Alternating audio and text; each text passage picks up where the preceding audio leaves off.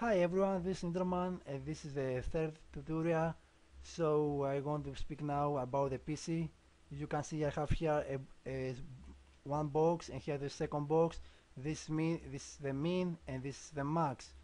If I use here the min and the max, if I want to use all the 100 pieces, just I write here 100 and I use catastrophe and I have 100 pieces. If I open here you can see.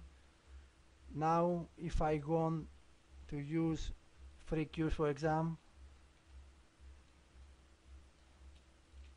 I hit catastrophe and I have for every cube 100 pieces. Now if I don't want to have for every cube 100 pieces, it's very easy. I go to the 100 here and I change to 500 for example, and now we have randomized for 100 to 500. So you can make a randomized object if you have select multi-objects here. So I use catastrophe to see.